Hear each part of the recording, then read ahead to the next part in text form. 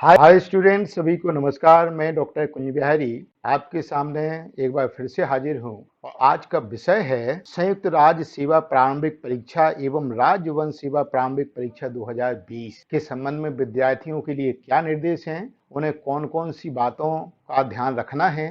इन सभी बातों पर चर्चा करने के लिए आज मैं हाजिर हूं और ये वीडियो विद्यार्थियों की बहुत बड़ी मांग पर मैं बना रहा हूं। आशा है ये वीडियो आपको पसंद आएगा और यदि पसंद आए तो इस वीडियो को लाइक भी कीजिएगा और शेयर कीजिए और मेरे चैनल को सब्सक्राइब भी कीजिए। आपका ज्यादा समय न लेते हुए चलते हैं आज के इस प्रेजेंटेशन की ओर। दोस्तों, जानकारी न होने के कारण कई विद्यार्थी बहुत परेशान हो जाते हैं। उन्हें यही पता नहीं होता है कि आखिर परीक्षा देने जाना है और एमपीपीएससी के क्या क्या निर्देश हैं जिनका पालन करना बहुत आवश्यक है। कई सारे विद्यार्थी समय का मैनेजमेंट नहीं कर पाते हैं, समय निकल जाता है और पूरे प्रश्न हल नहीं कर पाते हैं। कई सारे विद्यार्थी अनावश्यक वस्तुएं ले जाते हैं जिस कारण से उन्हें बहुत ज्यादा परेशान होना पड़ता है, उनके समय की बर्बादी होती है। जब आप ठीक परीक्षा से पहले इन अनावश्यक बातों में उलझ जाते हैं तो निश्चित रूप से जो आपका मानसिक स्तर है वो भी प्रभावित होता है। आपका ये मानसिक स्तर प्रभावित ना हो, इसीलिए मैं इस वीडियो को लेकर के आया हूं ताकि आप एमपीपीएससी की परीक्षा देने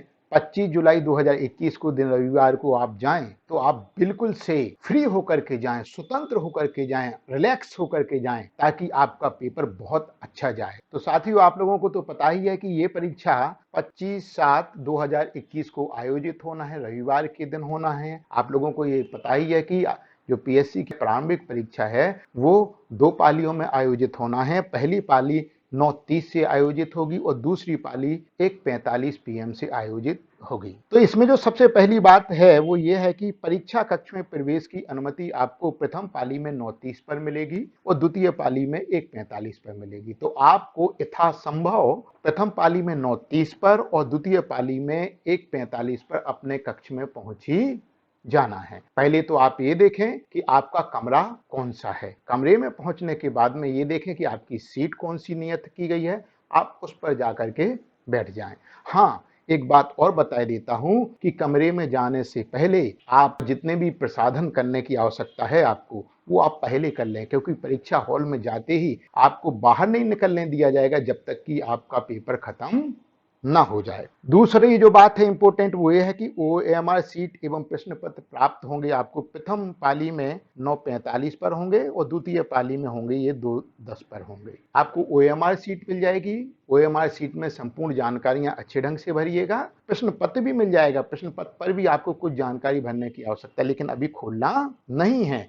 कब खोलना है? जब वास्तविक परीक्षा की घंटी बजे। और वास्तविक परीक्षा का समय है प्रथम पाली का 10 AM से लेकर के 12, 2 घंटे की परीक्षा है। इससे पहले प्रश्न पत्र आपको नहीं खोलना है।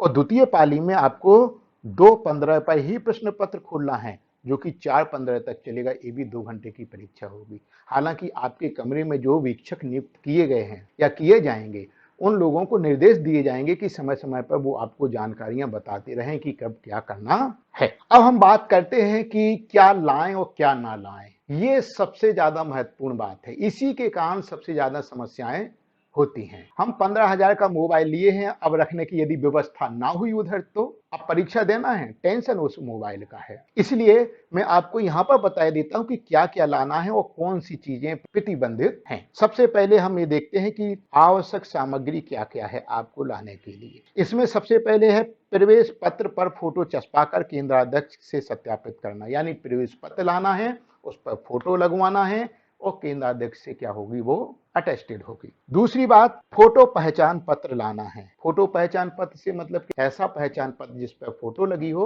और फोटो वेरीफाइड हो। आधार भी हो सकता है, वोटर आईडी भी हो सकता है और अन्य भी हो सकते हैं। तो एक फोटो पहचान पत्र जरूर लाना है। तीसरी चीज है एक अतिरिक्त फोटो जिस पर नाम, आवेदक क्रमांक एवं अनुक्रमांक लिखा हो। एक फोटो तो आपके प्रवेश पत्र पर लगी ही होगी और दूसरी फोटो क्या होगी आपकी अतिरिक्त लाना है। उसको कहीं चिपकाना नहीं है। आपका नाम, आवेदक क्रमांक और रोल नंबर उस पर लिखना है। अगली बात जो आवश्यक है, आवेदन पत्र की रसीद लाना है। जरूरी नहीं कि मांगी जाए, लेकिन यदि आपसे मांगी जाती है तो उसे आपको प्रस्तुत करना है। काला बॉल पॉइंट पेन, ये वो सामग्री है, संपूर्ण लेखन सामग्री में एक ही चीज है कि आपको ब्लैक पेन लाना है और वो भी बॉल पॉइंट पेन लाना है, जिससे कि आप गोले काले कर सकें। इसके अलावा लेखन सामग्री में कुछ और लाने की जरूरत नहीं है। नेक्स्ट, मास्क आपको लगा करके लाना है। मास्क डिस्पोजल हो, आपका रंग बिरंगा या कहना चाहिए महंगा वाला मास्क नहीं, डिस्पोजल मास्क ही पीएससी के द्वारा अनुमत किया गया है। ऐसा भी हो सकता है परीक्षा केंद्र पर आपका मास्क निकलवा करके डस्टबिन में डलवा दिया जाए और परीक्षा केंद्र पर आपको दूसरा मास्क भी दिया जा सकता है, तो उस पर आपको ऐतराज नहीं करना, ये पीएससी की व्यवस्था है। एक और इंपॉर्टेंट, परीक्षार्थी जूते मोजे पहन करके अंदर नहीं जाएंगे, इसलिए बेहतर होगा कि चप्पल या सैंडल ही पहने। तो ये बाईं तरफ जितनी भी जानकारियां हैं या सामग्री हैं वो ये है जो कि आपको ले ही जाना है। दाहिनी तरफ वर्जित सामग्री यानी प्रतिबंधित सामग्री है, जिसका भी आपको ध्यान रखना है कि ये सामान बिल्कुल नहीं ले जाना है, या कहें जो बाईं साइड लिखा हुआ है आवश्यक सामग्री में, इसके अलावा कोई और दूसरी सामग्री ले ही नहीं जाना है। वर्जित सामग्री में कोई उपकरण होगा, उपकरण में मोबाइल हो सकता है, कैलकुलेटर हो सकता है, घड़ी हो सकती है, या कोई अन्य इलेक्ट्रॉनिक सामग्री भी हो सकती है। आजकल स्मार्ट वॉच भी आती है, इसलिए वॉच भी टोटल प्रतिबंधित। दूसरी प्रतिबंधित चीज क्या है? अनावश्यक वेशभूषा। अब अनावश्यक वेशभूषा कहने का मतलब है कि आदमी के एक्सिस्टेंस के लिए जो आवश्यक नहीं है वो अनावश्यक है। देखिएगा क्या है, कफलिंक नहीं पहनना है, धूप का चश्मा नहीं पहनना है, जूते मोजे नहीं पहनना है, लड़कियां क्लचर या बकल नहीं पहने, हाथ में बैंड आते हैं ना वो भी नहीं पहनना है, पर्स भी ना हो आपके पास, टोपी भी ना हो, बेल्ट भी ना हो, रूमाल भी ना हो और गमछा भी ना। कई विद्यार्थी क्या करते हैं, गमछे को लेकर के बांध लेते हैं अपने सिर से कि यही हमारा मास्क है, वो नहीं चलेगा, ठीक है ना। तो ये सब चीजें आपको क्या करना है, लेकर के नहीं आना है। कुछ आभूषण लोग बाग पहनते हैं, लड़कियां भी पहनती हैं, लड़के भी पहनते हैं, वो भी टोटल प्रतिबंधित हैं। देखिए कैसे, सिर, नाक, कान, गला, हाथ, पैर, कमर आदि में पहने जाने वाले सभी आभूषण एवं हाथ में बंधा धागा, इन सब का गहन परीक्षण किया जाएगा, जिससे क्या होगा, आपके समय की बर्बादी होगी। अब आभूषण महंगे भी होते हैं, तो मेरी तो आपको सलाह है कि कृपया इन्हें एक दिन ना पहने और परीक्षा हॉल में पहन करके ही ना जाएं। तो इतनी सब बातें क्या हैं, प्रतिबंधित हैं, जिनको आपको ध्यान रखना है। अब बात करते हैं ओएमआर सीट के संबंध में। ओएमआर सीट में जानकारी भरते समय या उत्तरों का अंकन करते समय परीक्षार्थी बहुत त्रुटियां करते हैं, इसलिए मैं आपको कुछ टिप्स देता हूं जिनका आपको ध्यान रखना है, ताकि आपसे गलती होने की संभावना बिल्कुल भी ना रहे। आपको एक बात पता होने चाहिए कि कंप्यूटर आपके द्वारा भरे गए बबल रीड करता है। बबल मतलब जो वो गोले होते हैं ना जिन्हें भरते हैं, उन्हें रीड करता है और उनके आधार पर जानकारी एकत्रित करता है कि आपका रोल नंबर क्या है, आवेदक क्रमांक क्या है, आपका सेंटर क्या है, ये आपका संवर्ग क्या है, और उत्तरों का अंकन करते हैं उनको भी रीड इन बबल के द्वारा करता है, उसी के अनुसार हमें नंबर मिलते हैं। तो क्या जरूरत है, सबसे पहले इसलिए हम काले बाल पेन का ही उपयोग करें। जो काले बाल पेन से हम गोले भरते हैं वो बहुत अच्छे ढंग से कंप्यूटर रीड करता है। दूसरा, जो गोले हैं या बबल हैं उन्हें पूर्णता भरें। आप देख लें कि जो उसकी चारों तरफ सीमाएं हैं वहां तक पूरे ढंग से भरा हुआ है। नेक्स्ट, सामान्य जानकारी एवं उत्तरों का अंकन सावधानी पूर्वक करें, उसमें सुधार करने का अवसर ना आने दें। पहले पढ़ें कि क्या भरना है, इसमें वही भरें, क्योंकि आप सुधार करने की कोशिश करेंगे, एक जगह गोला लगा दिया दूसरी जगह लगाएंगे, आप कितना भी कोशिश करो जो पहली जगह गोला लगा दिया है वो आपका मिटेगा नहीं। अब कंप्यूटर क्या करेगा, आपके दोनों गोले रीड करेगा, जब दोनों गोले रीड करेगा तो उसको वो रिजेक्ट कर देगा। इसलिए ऐसे अवसर ना आने दें कि आपसे कोई त्रुटि हो। प्रश्न को अच्छी तरह समझकर ही उत्तर का अंकन करें। जरूरी हो तो प्रश्न को अंग्रेजी में भी पढ़ें। यदि आप हिंदी मीडियम के हैं, हिंदी में प्रश्न पढ़ रहे हैं, आपको प्रश्न समझ में नहीं आ रहा है या कंफ्यूजन है कुछ, तो इंग्लिश का जो वर्जन है उसको जरूर पढ़िएगा, क्योंकि जो फाइनल प्रश्न है वो इंग्लिश वाला माना जाता है, तो उसको भी एक बार पढ़ करके जरूर देख लीजिए यदि आपको कहीं कंफ्यूजन होता है तो। अब देखिएगा, प्रश्न पत्र में त्रुटि संबंधी शिकायत। कभी कभी क्या होता है कि प्रश्न पत्र मिसप्रिंट हो सकता है, या जो उत्तर दिए गए हैं उन उत्तरों पर आपको कोई आपत्ति हो सकती है,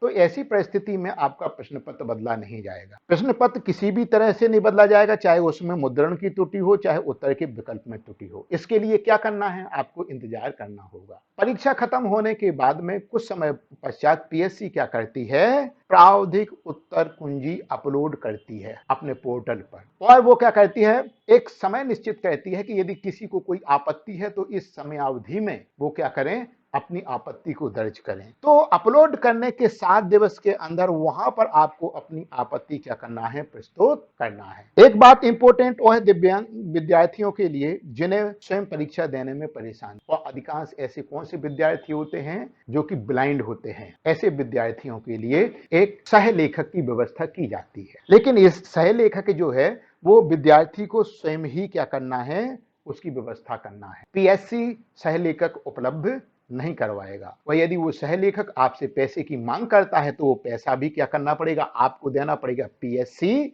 नहीं देगी। इसमें महत्वपूर्ण एक बात और है कि सहलेखक की जो योग्यता है, शैक्षणिक योग्यता है, वो पीएससी की योग्यता से क्या होना चाहिए, कम होना चाहिए। तो 12वीं का विद्यार्थी ही आपका सहलेखक बन सकता है या 12वीं उत्तीर्ण बन सकता है, और ये केंद्राध्यक्ष सभी बातों का परीक्षण करने के बाद में ही अनुमति देता है कि हाँ अब आप इसको अपना सहलेखक बना सकते हैं। जब सहलेखक बनाते हैं तो आप परीक्षा हाल में बैठते हैं, आपका सहलेखक भी बैठता है। आप जो उत्तर अपने सहलेखक को बताएंगे वो उत्तर ओएमआर में वो अंकित करेगा। इस दौरान आपका कन्वर्सेशन होगा। इस कन्वर्सेशन वार्तालाप का ध्यान रखें कि इससे किसी को कोई आपत्ति ना हो, डिस्टर्बेंस ना हो। बहुत आराम से, यानी जैसे विस्परिंग या कानाफूसी वाली बात हम कहते हैं ना, उस वे में चर्चा करें ताकि दूसरे लोगों का कोई डिस्टर्ब ना हो। एक बहुत ही महत्वपूर्ण बात है अनुचित साधन का उपयोग, इसकी जानकारी आपको होना चाहिए। विद्यार्थियों के मन में गलत फहमी होती है कि यदि हमारे पास में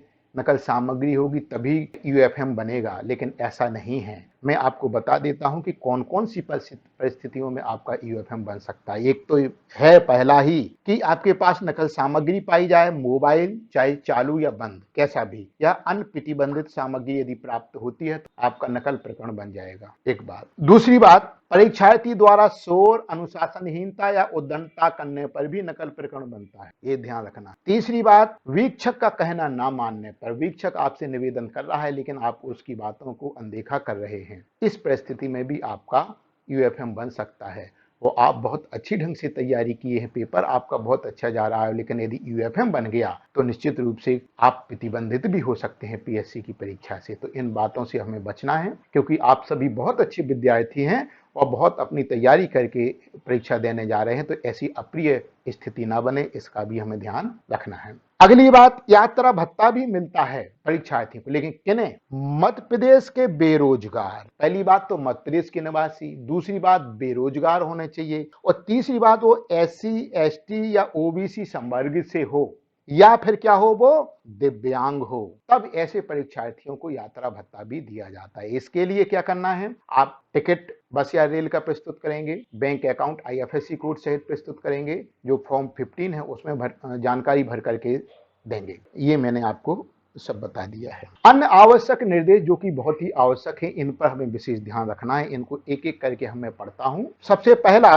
परीक्षा केंद्रों पर सामान रखने की व्यवस्था तो होगी, लेकिन अनावश्यक सामान साथ में ना लाएं तो ही अच्छा हो। मान लिया मोबाइल और बैग रखने की व्यवस्था है उधर, और किसी भी परिस्थिति या कहना चाहिए किसी भी तरह से आपका मोबाइल या बैग गुम हो गया, उसके लिए कोई देनदार नहीं होगा, ना ही परीक्षा केंद्र ना ही पीएससी। आपकी व्यवस्था तो कर सकते हैं रखने की, लेकिन उसकी सुरक्षा की गारंटी कोई नहीं ले सकता है। तो इस बात का ध्यान रखना है कि ऐसा सामान ले ही नहीं जाना। दूसरी जो बात है, निर्धारित परीक्षा कक्ष में निर्धारित समय पर उपस्थित। परीक्षा केंद्र के बाहर चार्ट लगा होगा जहां पर ये निर्दिष्ट किया गया होगा कि आपका रोल नंबर कहां है, किस कमरे में है, उस कमरे में जाकर के आप अपनी नियत सीट पर बैठें। अगला बिंदु, जिन परीक्षार्थियों के पास प्रवेश पत्र नहीं है और यदि उनका नाम रोल लिस्ट में भी नहीं है, उन्हें परीक्षा में नहीं बैठने दिया जाएगा। ऐसे परीक्षार्थी जिनके पास प्रवेश पत्र नहीं है, फॉर्म भरने की रसीद है वो दिखाइएगा, और आपका नाम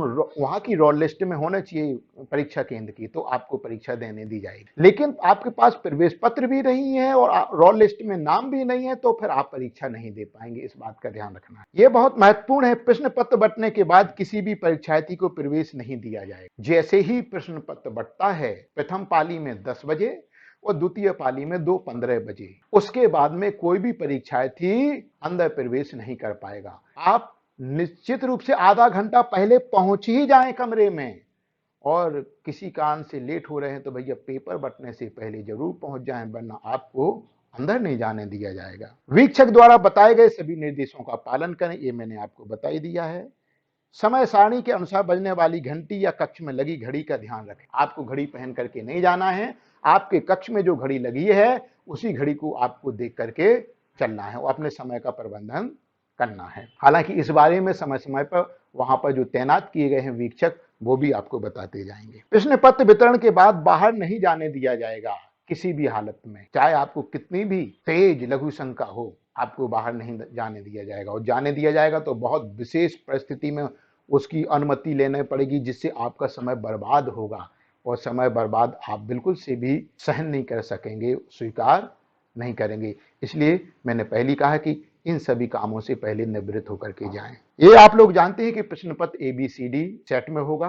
ये इसलिए किया जाता है ताकि नकल या एक दूसरे से पूछने की संभावनाओं को कम किया जा सके। इसलिए प्लीज एक दूसरे से मत पूछिएगा, क्योंकि UFM भी बन सकता है। और दूसरी बात, मान लीजिए आपके पास में A सेट है, दूसरे के पास में C है, आप C वाले से पूछ रहे हैं, C वाले के 15वें क्रमांक पर दूसरा प्रश्न है और आपके 15वें क्रमांक पर दूसरा प्रश्न है, आपका गलत हो जाएगा। गलत तो होना ही है, और यदि वीक्षक ने देख लिया तो आपका UFM भी बनना। रफ कार्य प्रश्न पत्र के अंतिम पेज पर करें, वहां पर लिखा रहता है जो भी रफ कार्य आपको करना है। बहुत इंपॉर्टेंट बात और अंतिम बात, परीक्षा समाप्ति पर OMR सीट वीक्षक को सौंपें, क्योंकि यदि आप अपनी सीट वीक्षक को नहीं सौंपेंगे तो आप अनुपस्थित माने जाएंगे, आपके विरुद्ध कार्रवाई भी की जा सकती है और जो प्रश्न पत्र है उसको आप साथ में ले जा सकते हैं। तो ये सामान्य जानकारी थी, जो कि बहुत छोटी जानकारी लगती है लेकिन बहुत ही महत्वपूर्ण जानकारी है, और इसलिए दी गई है कि परीक्षा केंद्र पर आपका समय किसी भी प्रकार से प्रभावित ना हो, आपका मानसिक स्तर किसी प्रकार से प्रभावित ना हो, आपका जो फ्लो है जो घर से बन करके आया है वो फ्लो बना रहे। इन बातों का आपको विशेष ध्यान रखना है ताकि आप बहुत बेहतर ढंग से पेपर को सॉल्व कर सकें। आशा है आपको ये वीडियो पसंद आया होगा। हालांकि आप मेरे वीडियो को पसंद भी करेंगे, शेयर भी करेंगे, और यदि अभी तक आपने मेरे चैनल को सब्सक्राइब नहीं किया है तो मेरे चैनल एड को सब्सक्राइब भी करेंगे। हाँ, यदि आपको और अधिक जानकारी चाहिए है या अन्य और फील्ड्स की जानकारी चाहिए, अन्य और टॉपिक्स की विषयों की जानकारी चाहिए है, तो आप समय समय पर मेरी स्वयं की वेबसाइट ad-intellect.com पर आप विजिट कर सकते हैं, जहां पर अन्य जानकारियां, कॉलेज से संबंधित जानकारियां, छात्रवृत्तियों से संबंधित जानकारियां, प्रवेश से संबंधित जानकारियां, परीक्षा से संबंधित जानकारियां और भी पठन पाठन टीचिंग लर्निंग के संबंध में जो IT हम यूज करते हैं उसके संबंध में जो जानकारियां हैं वो आपको यहां से मिल सकती हैं। आपने मेरे इस वीडियो को देखा, इसके लिए आपका बहुत बहुत धन्यवाद।